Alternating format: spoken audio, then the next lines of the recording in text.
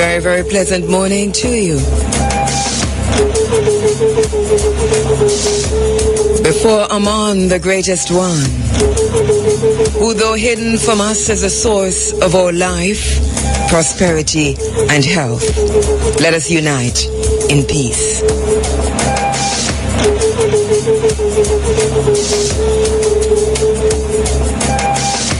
Let us heed the call of our ancestors and let the African spirit unite us as we attempt to continue the struggle, confident that we will conquer.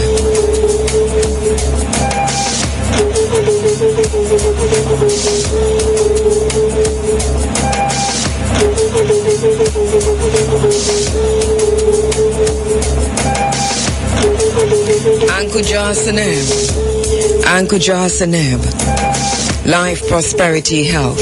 Ankuja Seneb, life, prosperity, health. Indamin Ajaro, good morning. Tanastalin, greetings. Jambawote, how are you doing?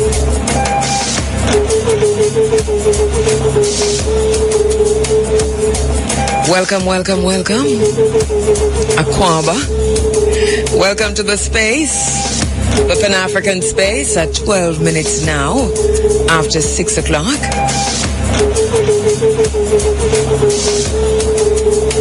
Thank you so much for joining on the internet at irefm.net, on the 107s, 107.1,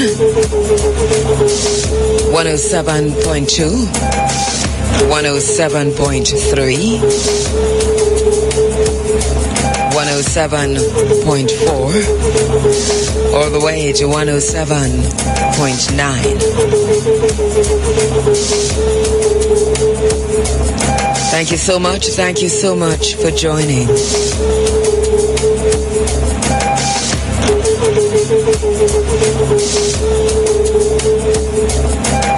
Let me welcome you engaged in social media activities.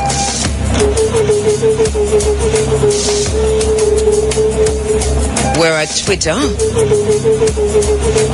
A few places I'm at Twitter.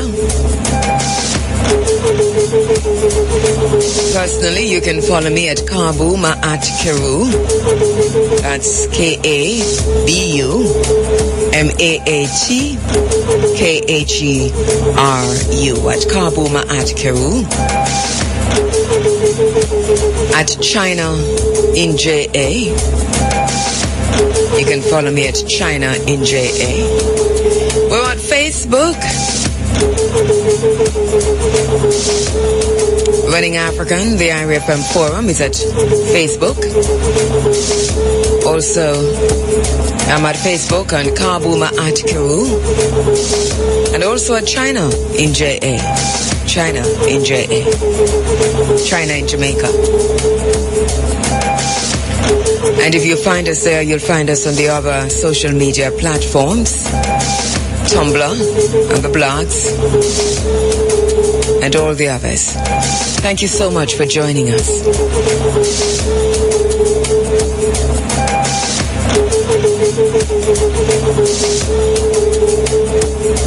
Looking back to go forward inside of a Pan-African space, recapturing our heritage, our identity, part of a liberation process.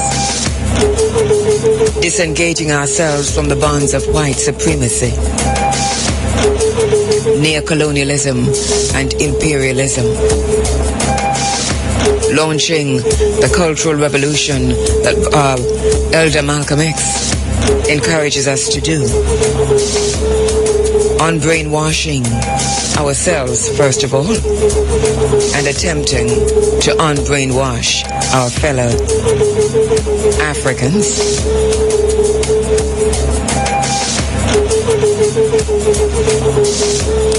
Looking back, facing forward. Honoring my moral obligation to remember. Sankofa, go back and fetch it.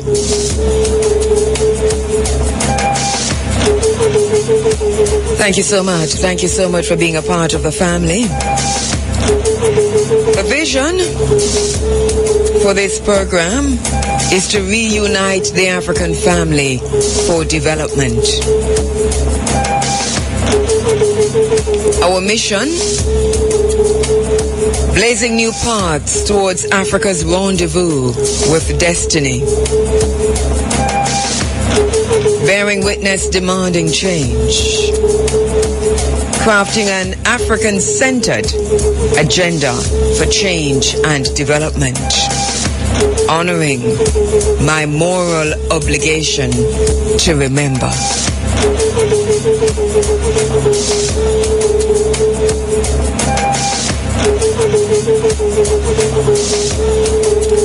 Good morning, good morning, good morning. It's light out so much earlier nowadays. So much earlier, so that 5 o'clock it's hot. It's hot at 5. So good morning to all the folks who are out earlier than usual, exercising, jogging, doing what you're doing. We're checking us out at the same time. Good morning to all the folks who made it a little bit earlier out this morning. Heading to work, on your way from work. Just checking in, just checking out. Good morning to you. Good morning to the fishermen and the families of the fishermen. Tell them we say howdy, because we know they're out at sea. Some are coming in. It's a blessing to live on the coast. Jamaica is an island, so almost everywhere is a coast. But when you live in this side of town, which embodies Otorias, etc., it really is a blessing to do so, because there's so many activities that are centered around the sea. So many activities that are centered around being able to access the coast, Jamaica's coast. And you see that in motion every morning. And the earlier you rise is the more you tap into that and see how the rhythm, the dance between the people and the coastline, the people and the sea, and the activities that are centered as people go about their business, focused on doing it and getting it done. But it's centered around the coastline. So we want to say good morning to the fishermen this morning. We see you doing that dance. And to those who are just going with their towels over their shoulders, walking if they can, because so many people live in walking distance. Nowadays, though, more and more people have to be driving to find a little place that will allow them access to the sea. It's a sad, sad situation, but it is one that we're dealing with every single day here in Jamaica as we lose more and more of our coastline, more and more of our access to the sea, to tourism interests and private interests and government interests and corruption and cronyism and nepotism. How much longer? How much longer can the people bear to be excluded, to be thought of as nothing, to be dealt with as if we're just dog refuse on the bottom of their shoes? How much longer? How much more? I think there is a deliberate effort on the part of somebody, a deliberate attempt to see just how far you can stretch this bow. This bow of exclusion and denial and corruption. How much further can you stretch this? Well, we are at breaking point.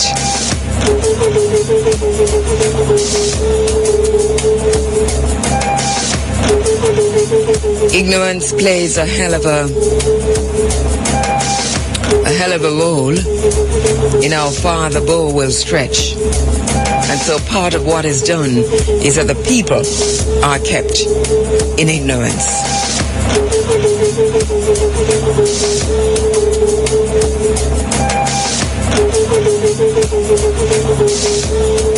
How is this done?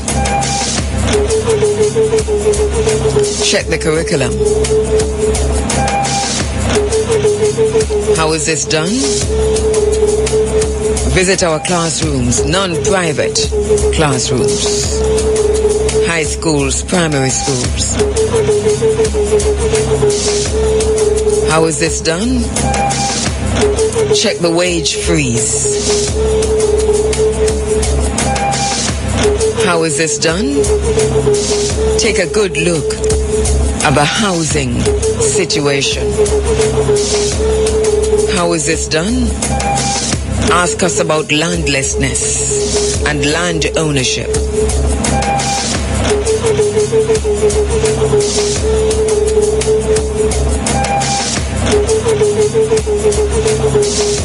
It's structural violence.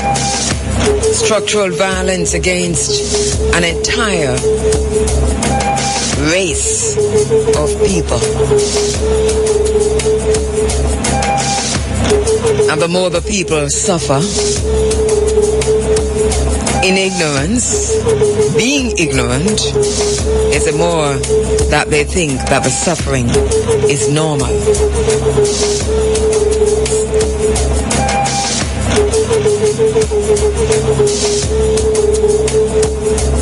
Africa and the African diaspora observe African Liberation Day on Monday, May 25. The struggle for African liberation continues. We have been focused in this space on the liberation movements and the challenges of good governance from continental Africa to the African diaspora. We'll continue to do so.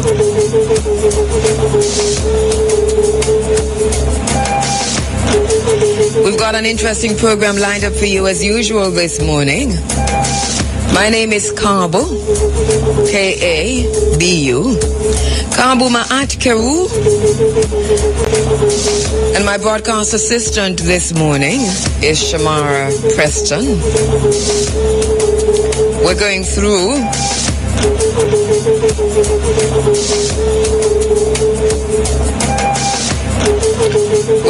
until 10 o'clock. That's when the big A comes in with the Sunday sunshine. We've got an interesting program as usual.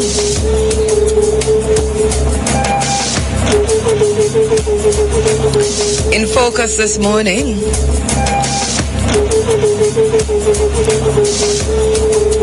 going to be looking at a few things. A threat to the cockpit country. Going to be talking about the latest developments regarding mining in the cockpit country. My sister Esther Figueroa, environmental activist, author, media maker, linguist and educator. She joins me on the phone lines this morning to talk about that. We're also going to be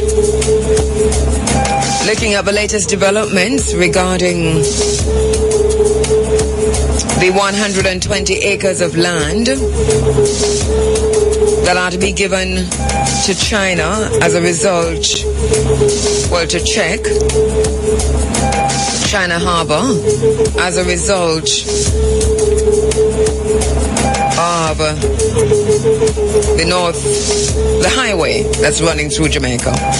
All right, and we're also going to be looking at the latest announcement made by Minister Omar Davies, Minister of Transport and Works, regarding that, asking ourselves a few questions. Needless to say, I am totally disappointed in where I see this going. And my spirit, which is usually a little bit hard to touch, has been hurt by this. And so I am in the process of taking my power back because my spirit, I think, got touched in a pretty negative way. Just hearing the announcement being made by Minister Omar Davies, my spirit is saddened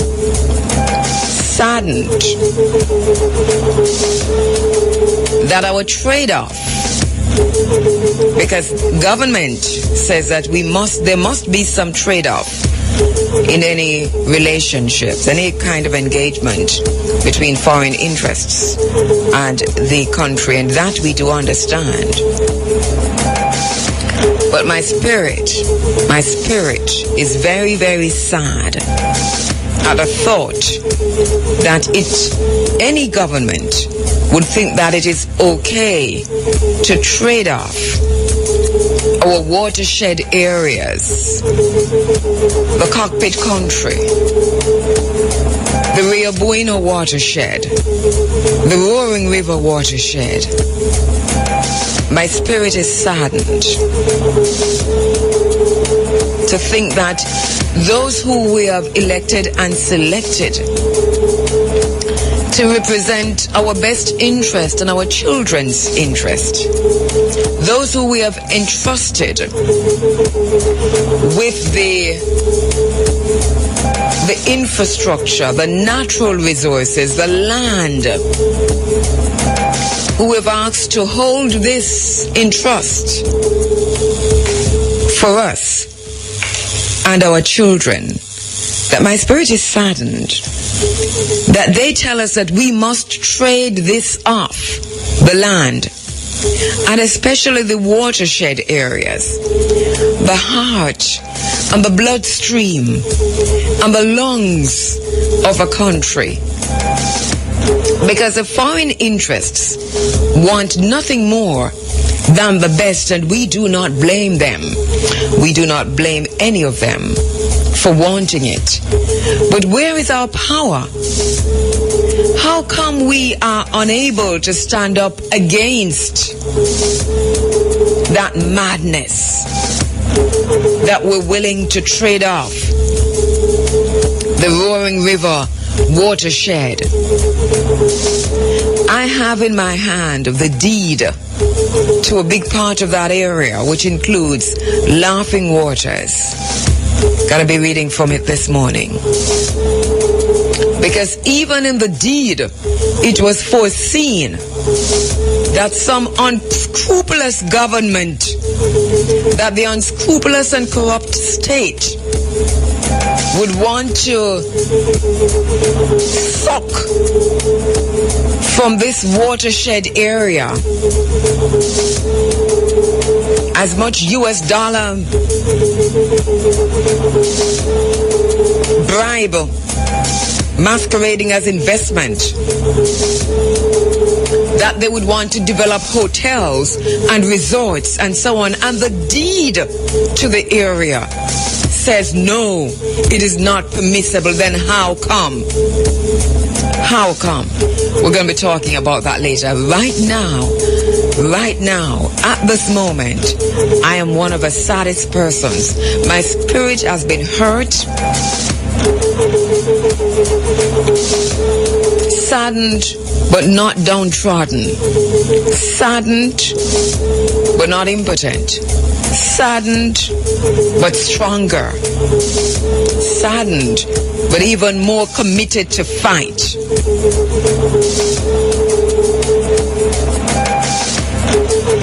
In focus this morning, another watershed area in danger of being given away for commercial development, and it doesn't even matter who it is being given away to or to whom it is being given. What matters is that this is the consideration, that this is the plan on the books and ready to go. So we ask ourselves some question in focus this morning. Also inside of the program this morning, going to be talking to Siberia Gordon. Siberia Gordon, of course, is Sister P's daughter, has really come into her own. She's now the legislative analyst for the African American Commission in Connecticut. And she'll be joining me this morning to talk about a bill that has been passed by the Connecticut legislative, and a bill presented by herself And we think that this is really, really great work being done by Siberia Gordon, now the legislative analyst for the African American Commission in Connecticut. Congratulations and kudos to her and also to Sister P. Really, this is someone who we watched growing up. A running African baby, we say. Also joining me this morning, Desmond Gilmore, Mayor of St. Anne's Bay, looking at the Labor Day projects coming up for tomorrow,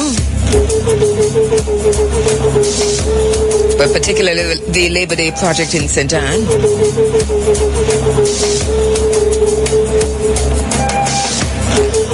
Also on the program this morning, the University of the West Indies Center for Cannabis Research hosting a herbal sip-up, and Dr. Jelani Naya will be joining me on the phone lines to talk about that.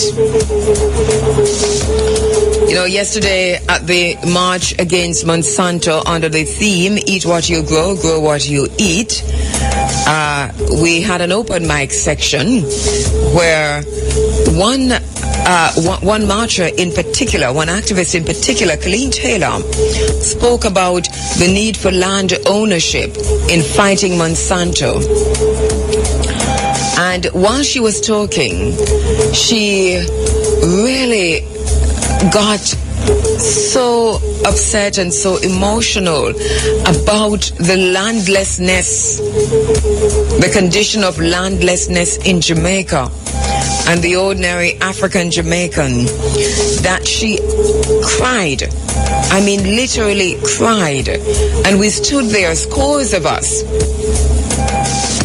At that point, there might have been over 200 of us at the clock tower in Ocho Rios. Listened to her and felt her pain and understood it. We were able to empathize because we understand landlessness in Jamaica. And we watched as Colleen Taylor cried. She's joining me this morning in the studio to talk a little bit about that for a brief moment. And in the bottom line this morning,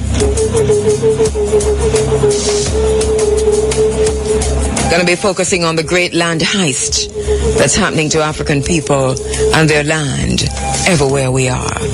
The bottom line, of course, brought to you by Adwa Nutrition for Life health food store, located at shop number 42 City Center Mall and shop number 2 Westgate Plaza, Montego Bay. Adwa Nutrition, let your food be your medicine and your medicine be your food. Thank you so much, Adwa, for coming on board and being once again always a great supporter of the Africa Forum. Thank you so much. So we've got lots and lots coming up inside of the program this morning, lots to get through. In the meantime, we're also keeping an eye on what's happening in Monaco. Lewis Hamilton and Pole, we're watching.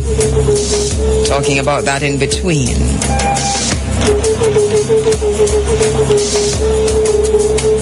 Gonna be taking a quick break. Just a little bit to ponder about, to ponder on, and to ponder upon. While we take, just before we take that break, Africa is burning, and the black man is doing the freak again. Running African, reuniting the African family for development.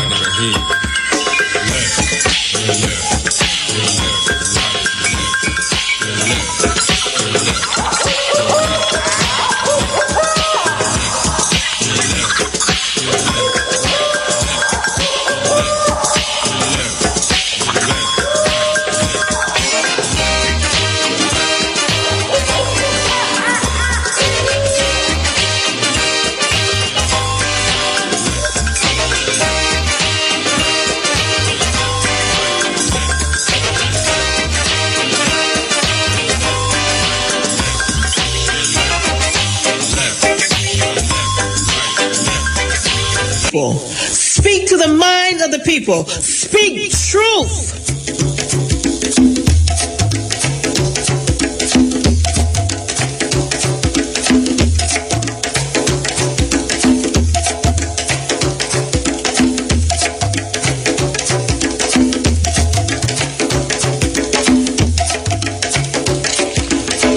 Well, let me just say thanks to everyone who came out yesterday as part of a global march against Monsanto, and as part of the march that was themed Eat What You Grow, Grow What You Eat. People marched in over 600 cities across the world. One of the biggest marches took place in Cape Town, South Africa. And here in Jamaica, we marched from Roaring River, from Laughing Waters. That's the very same area. The entire area is a Roaring River area. And as we walked off, we saw the Roaring River sign in the background, very, very visible. And we gathered by the entrance to Laughing Waters. We were able to feel the cool breeze coming from the Laughing Waters.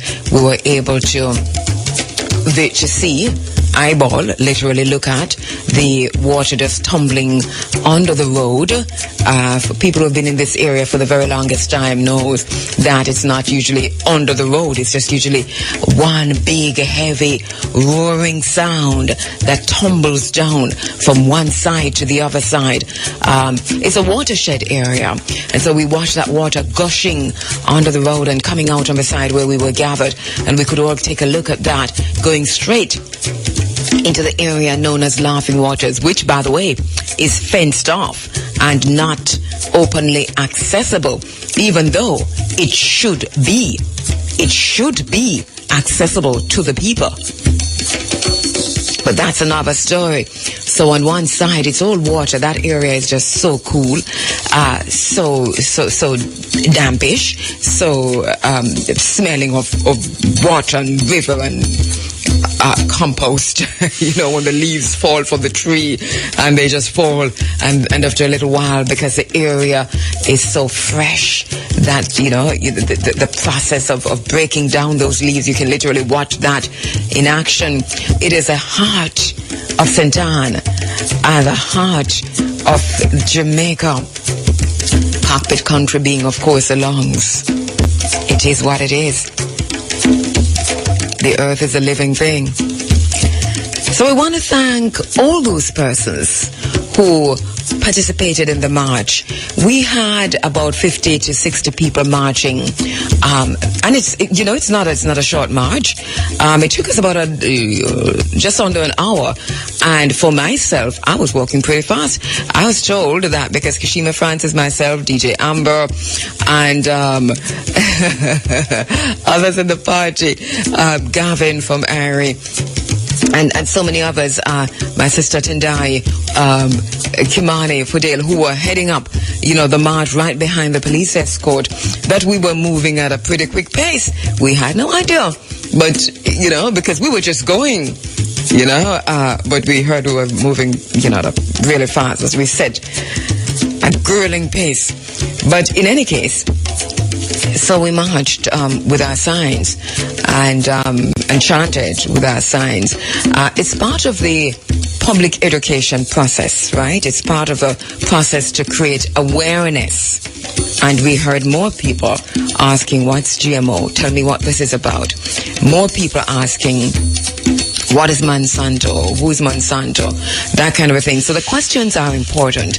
And as I've always said in this space, the questions are usually more important than the answers, because the minute you start asking the questions, sometimes they reveal themselves to you because they're already inside of you.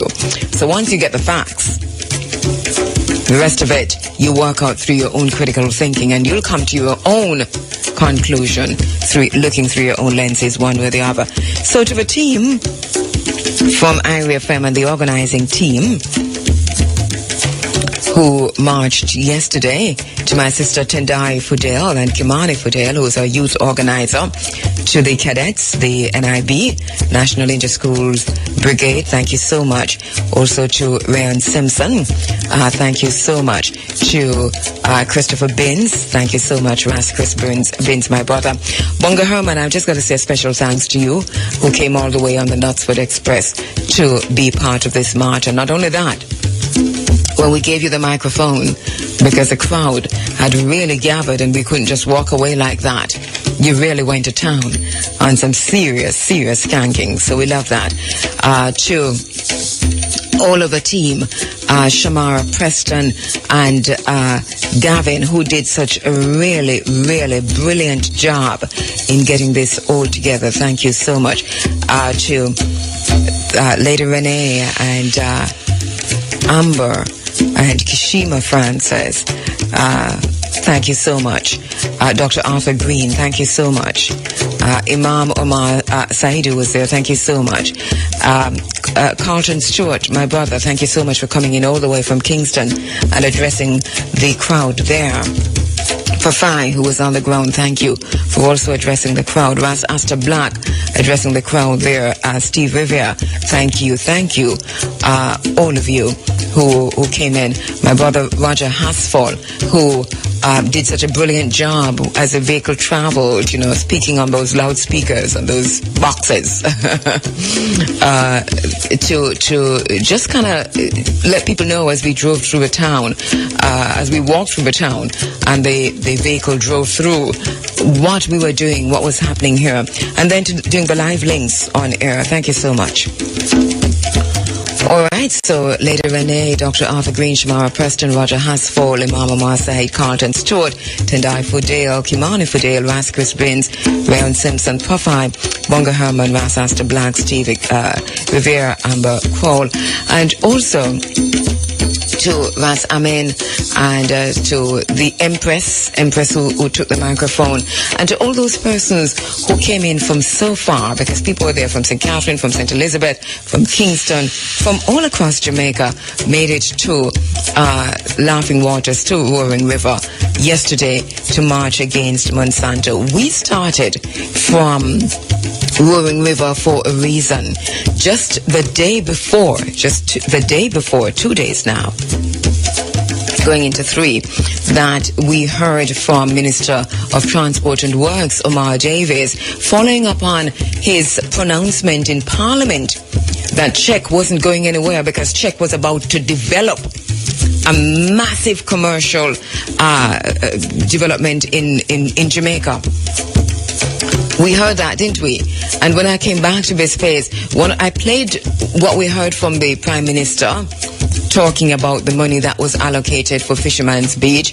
And then we played the presentation by Minister Omar Davies in Parliament, where he said that people were asking, why is Czech leaving? And he's saying, but Czech is not going anywhere. Because as far as he knows, it's a ridiculous notion to think they're leaving, not when they have this massive plan for development. We told you at the time that was deceptive marketing, that in marketing, we call that deceptive marketing. That's what we said then. And one of the things we said is that we are now awaiting the big announcement that was to follow this, because that was just kind of clearing the path to make this announcement that was made a few days ago, where we are now hearing from Minister Omar Davies that Czech is moving much faster than they thought they would have moved in terms of the highway, the construction of the highway, and that they are fast tracking things.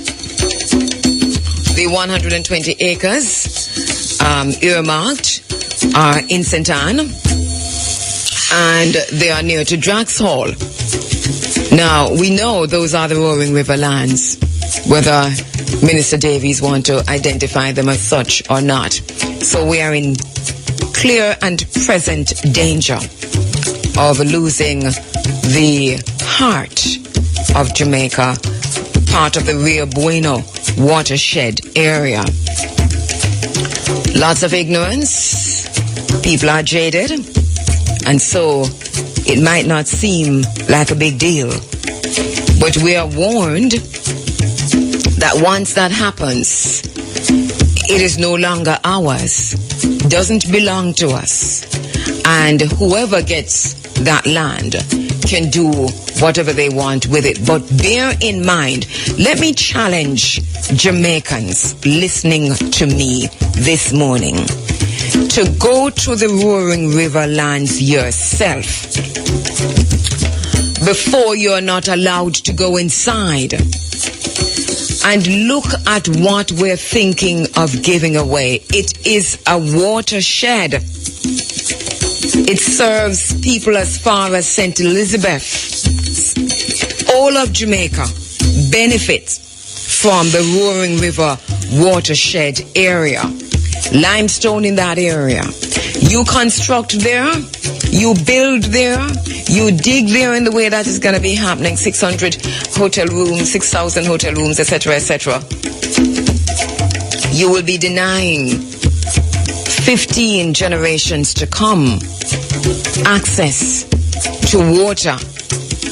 And for the rest of us, we'll be looking at ourselves asking, how come we have such a prolonged drought? And it will be an artificial drought like that which we saw in Ethiopia back in the early 90s. Because those who control the water will now be able to rule. Those who control the land control the economic power. Those who control the water control the nation. So go there yourselves and tell me what you think. So those who marched yesterday, thank you so much for marching. Monsanto, of course, is the world's largest agricultural seed company, owning a large share of the global seed market. In 2010, sales from its seed and agrochemicals amounted to a whopping $10 billion worldwide. It operates in 80 countries, including African countries and countries within the African diaspora. Monsanto's market dominance has been made possible through favorable seed and intellectual property laws that allow for patent protection on individual genes. Advances in agricultural biotechnology have enabled genes to be isolated in one species and transferred into other unrelated species, such as plant crops. Monsanto controls that. So we're talking about patent protection over those seeds, giving Monsanto an enormous advantage over farmers that it supplies, including the farmers in Jamaica. For example, farmers are made to sign extremely restrictive user contracts that prohibits the replanting of old seeds or any independent breeders from using them for research purposes. Monsanto owns the two most commonly used GM traits on the market. It can enter into licenses agreements with other biotechnology and seed companies, who in turn pay Monsanto hefty licensing agreements with other biotechnology and seed companies, who pay Monsanto royalties and sell Monsanto's GM traits. Monsanto is very active on the continent of Africa, very active in South Africa. And we'll follow up on this as time goes by. But it is something for us to know, because we're talking about food security. And so we lose the land and we lose the water on the one hand, because our governments give these away because we have to trade something off. And then on the other hand, they open the doors wide for companies like Monsanto to flood our market with GM seeds. What that does is that it cripples our own local production and ties and binds our farmers up in knots. They can only plant one time, and then they have to buy seeds again, and plant one time and buy seeds again. So you lose the land, you're not able to farm. There's a lot happening, you know. There's a lot happening on many different fronts. So we've got a lot of work to do. That's why we marched. One of the things we're saying in the meantime to the government is, let us know what the policy is. What is Jamaica's policy regarding the importation of genetically modified organisms? That's why we marched yesterday, and we're taking it further now to get this question directly in, which we've asked many times before. Now we're doing it through the Access to Information Act. Also, we want in on Codex Alimentarius. There must be an observer on the Codex Alimentarius Committee here in Jamaica and possibly nationally. Some of the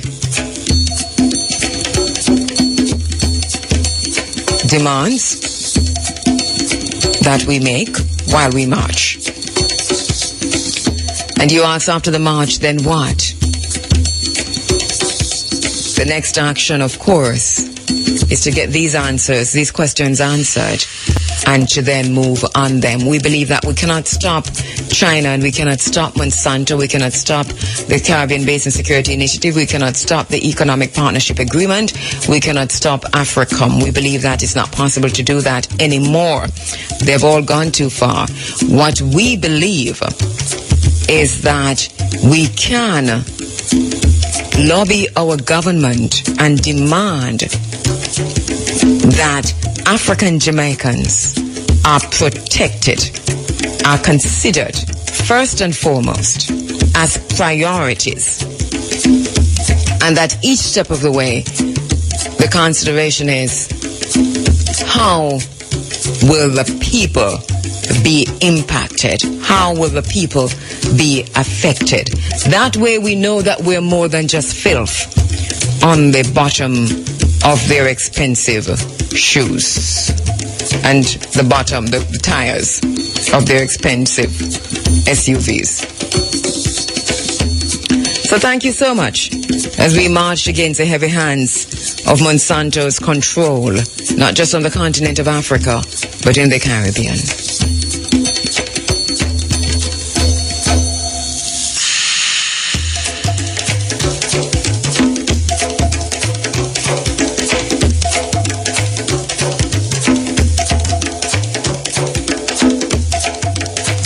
When we come back, we speak with Siberia Gordon, legislative analyst for the African American Commission in Connecticut.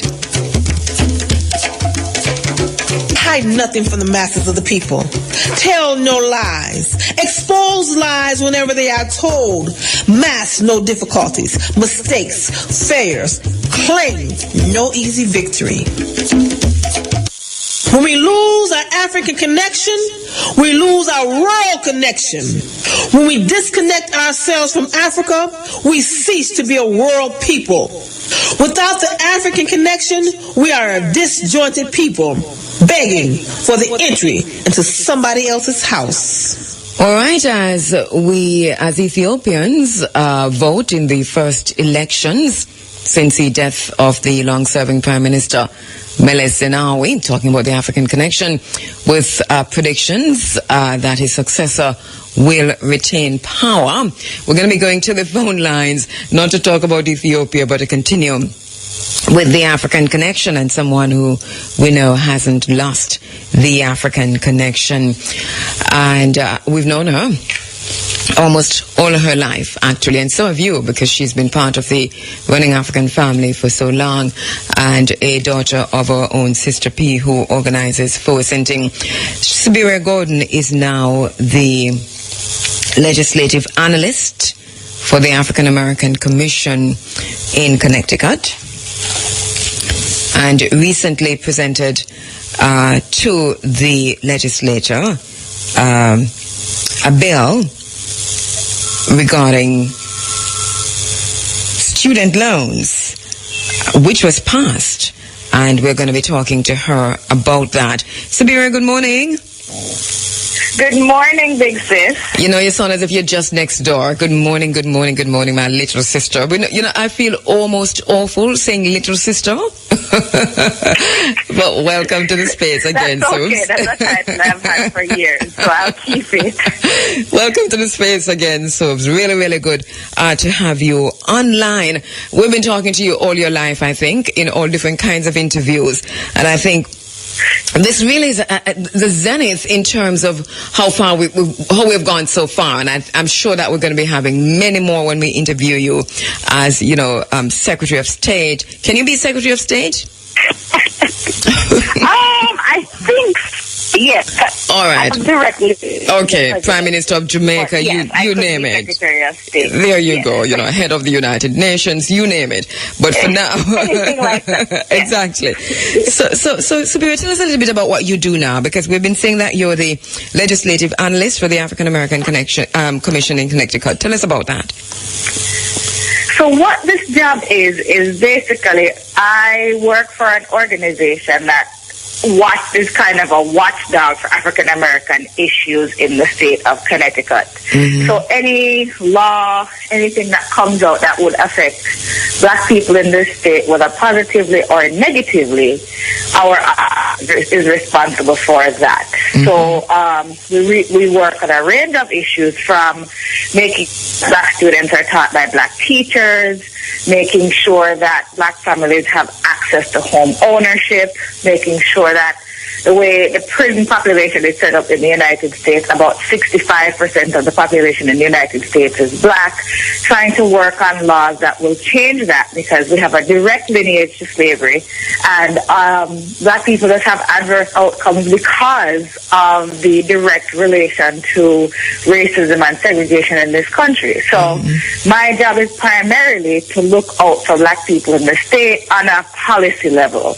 So any laws that come up that would affect Black people, whether positively or negatively, it's my job to either try to not get them passed or help them passed so we can help the people of this state. All right, that sounds brilliant. And I'm listening to you talk about what your job is, and I'm thinking that we need you here also doing the exact same thing. The very same thing. I agree. Very same thing. But in the meantime, I'm quite sure that there are many people who are coming in contact with you who are African Jamaicans who can learn from you. And I know you're doing a brilliant job in passing things on, because we need this kind of advocacy, this kind of activism regarding issues affecting African Jamaicans. We look at issues like what's happening with the environment, settler colonialism, the exclusion of Black people, African people from access to the beaches and from participating fully in the democratic processes. So I think you're doing a brilliant job there, Siberia. Keep that up. Now let us talk about the bill, because so you actually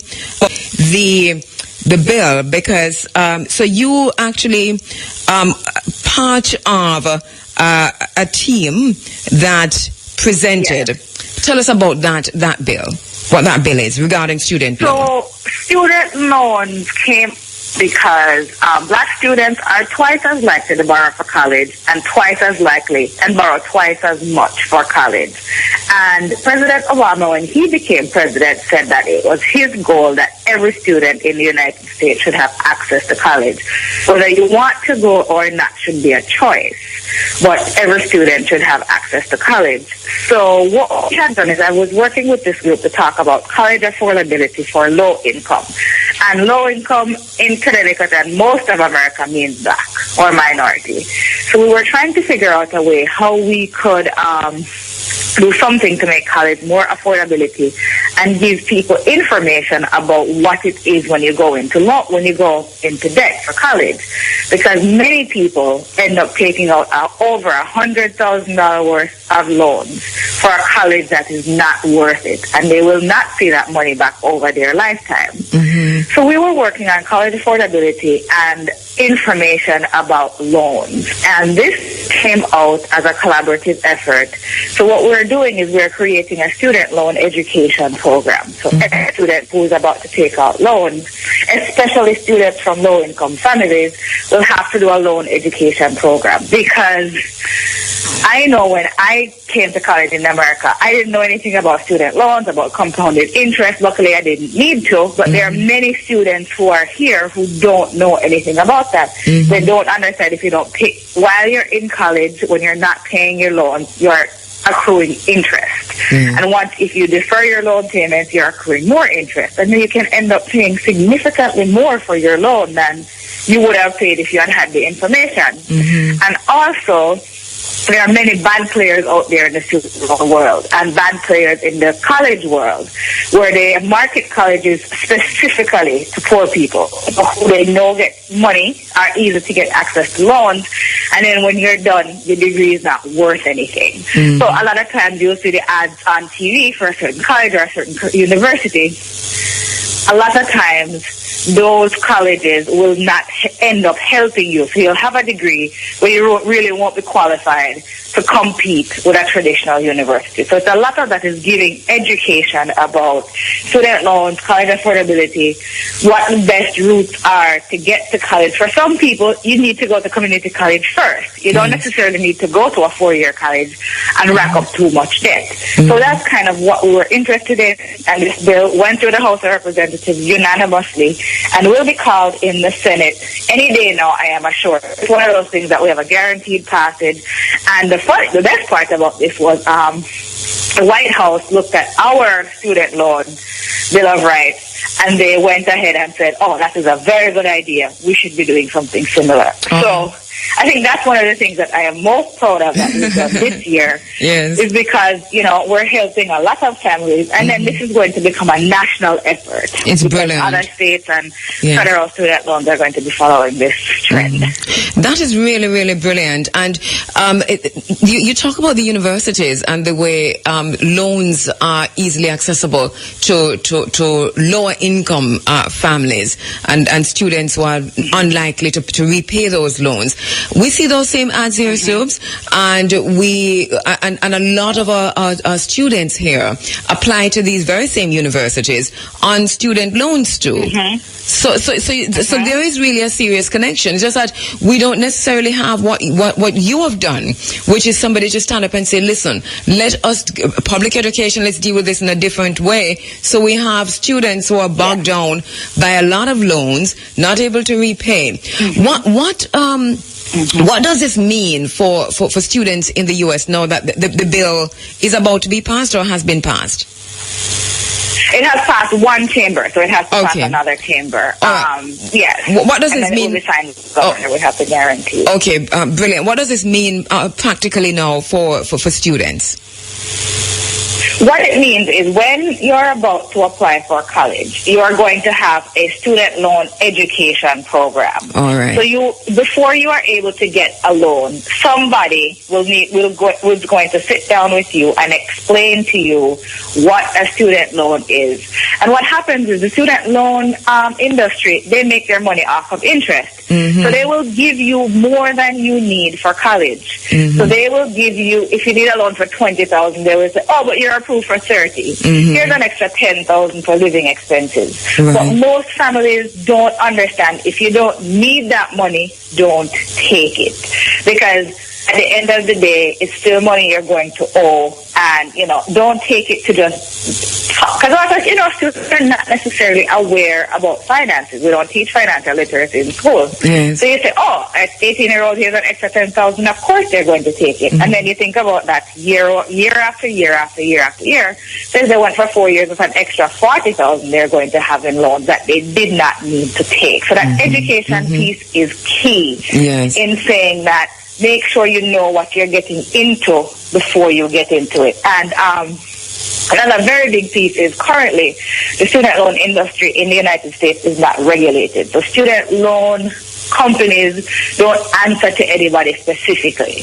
So we're creating, at least in Connecticut, a student loan ombudsman office where if you have any issues, your loan is sold for whatever reason to another creditor, or you're having trouble getting in touch with your student loan person, or you're not able to make your payments, it's going to be a one-stop shop where you go in, where you give a call and say, I'm having trouble, and that office will be able to help you. Because now some people have loans from 4 or 5 different companies, and it's hard to navigate on top of many other things. And the other big key is student loans will never be forgiven. Even if you file bankruptcy, it's the one kind of debt that you will have until you die. Can't get rid of it at all. And that's key for people to know as well. No pun intended, the other one kind of debt that you'll have until you die. Once again, very commendable. I'm moving a little away from a serious talk now to talk about how proud I felt when Sister P sent me the information. State of Connecticut with a state seal, state capital, Hartford, and I read the first few lines. It says, Senator Winfield, Representative Lesser, Senator Bartholomew, Representative Willis, and other distinguished members of the Banking and Higher Education and Employment Advanced Committee. My name is Sibiria Gordon, and I am the Legislative Analyst for the African Americans Commission. I'm still getting goose pimples. So I really had to do that because I could hear you, I could picture you, and I thought, wow, I'm doing this at the policy level. How did you feel, Sibiria, doing this at this level?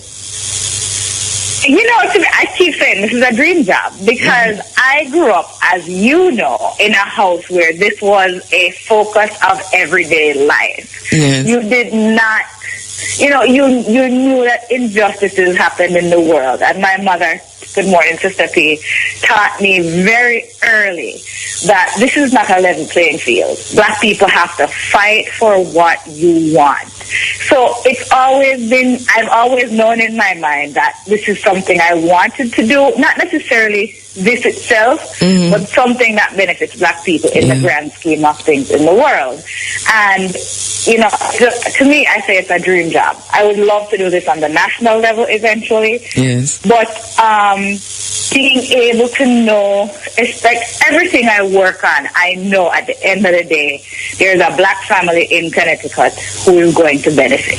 And it's such a good feeling because I keep telling people all the time, I was raised privileged. I had a lot of access to great people like you to give me all the information that I needed. However, that is not normal. Most people grow up in this world, in America, in Jamaica, in this vacuum, and they do not understand what the world is about. And they don't understand that being of African descent is what you call, it's considered a disadvantage to the rest of the world. We consider it an advantage. However, from the outside world looking in, you have a scar on you that will mark you for the rest of your life. And until you are able to understand that and be able to know that, listen, you have to fight. If you sit down and think that everything is going to come to you, it never will. It's always a fight. But once you have that and you instill that, I think, in your kids, it's different because you approach things differently. Walking in, okay, I'm going to a school. They're not going to respect me because of the color of my skin, so I'm going to make them respect me. I think certain things like that changes your whole outlook and changes the way you address things in the world, and you're able to be aware of, if you look at how Baltimore, they burned down Baltimore for a reason, because of the injustices in the criminal justice system that have been happening since segregation, even before segregation.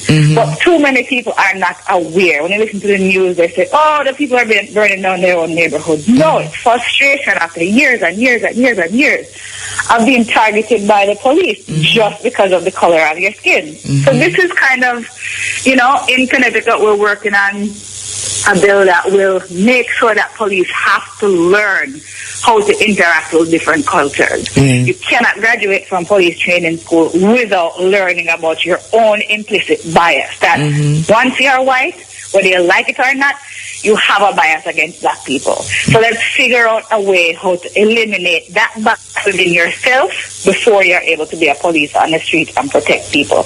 And I really like I think if we have had that, sorry, go ahead. No, I'm saying that I really like the fact that you understand that they're doing this through policy and legislation, that working in the way you're working for change is critical to the process, that you're not standing outside and talking about this. You have looked at this and said the way to change this is to change policies, is to put legislation in place, and you're working from this level. I think that is brilliant. It's a lesson to be learned there.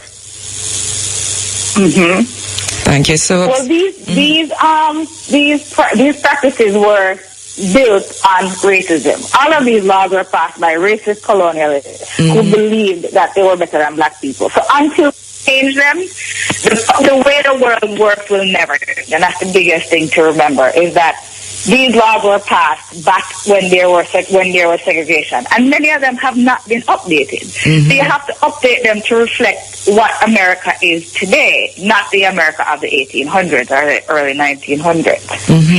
And so that this bill regarding student loan going through now, it looks like it's going to be picked up nationally, which I think is really brilliant. Congratulations on that. But you've already moved on looking at something else, because you say there's another bill that you're looking at now. Is it regarding the police? You said, was that it? That is another bill that you're looking at now? Yes, it's regarding the police. Yes. To make sure. So one of the problems we've seen nationally is that when a police kills a black person who's unarmed, it seems like the community is up in arms, but it's never a big deal for the police department or the justice system of that state or city. So what we're working on is, once an unarmed person is killed by the police, that case is taken away from that particular city's justice system, and we have to have an outside special prosecutor come in. And you've heard that New York governor did an executive order to say that is what is going to happen in the future. But we want that to happen in Connecticut. Every time someone is killed by the police who's unarmed, that police department does not prosecute that case. Also, we want to make sure that in communities that are predominantly minority, the police force needs to be predominantly minority. Because what happens is, in the United States and in many places, people and the police have a very bad relationship. We're trying to build that relationship so you see the officer as someone to serve and protect, not the person who is going to end up killing you or your family member or your friends in the street. So we want to build that trust between the police and the community. And then we also, as I said, we're doing cultural competency training. So every police officer knows what their biases are, and they know how to interact with a community without referring to grown men as boys, as they do to black youths in this country. Or they refer to neighborhoods as the hood. No, everyone lives in a community and a neighborhood. So we want to make sure that we're training them on how to deal with these black young men and not end up killing them at the end of the day. Brilliant work, Sabiria. Brilliant work. Thank you so much. And I wish that at some point our young people who are listening this morning, whether you're in the tertiary institution or wherever you are, that you're motivated by what we're hearing from Sabiria Gordon, and that somehow you can tap into what we're hearing here to actually, in some way, include this in our own interactions here in Jamaica. I think this is very, very important. Well said. Brilliant work. Congratulations once again. Thank you. Good morning. Sabiria. Thank And you. Also to Sister P. Congratulations, Sister P. Sabiria, anybody you want to say hello to quickly? No, good morning. Let's see. Uncle Muta. Good morning, Auntie Jackie. Good morning, Auntie Party. And good morning, Sister P. You are an inspiration to me, and I am so happy to be following in your footsteps and doing the things that I think you want me to do. And good morning, big sis.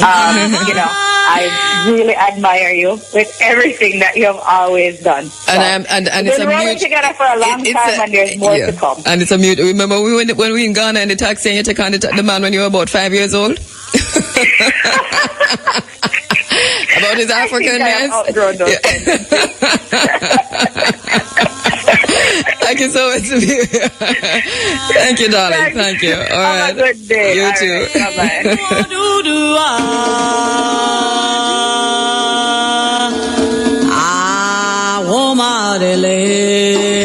That was Siberia Gordon, legislative analyst for the African American Commission in Connecticut. Siberia, really a serious member of the Running African family, has been for a very long time. Daughter of Sister P, who is now doing brilliant work in Connecticut, in America.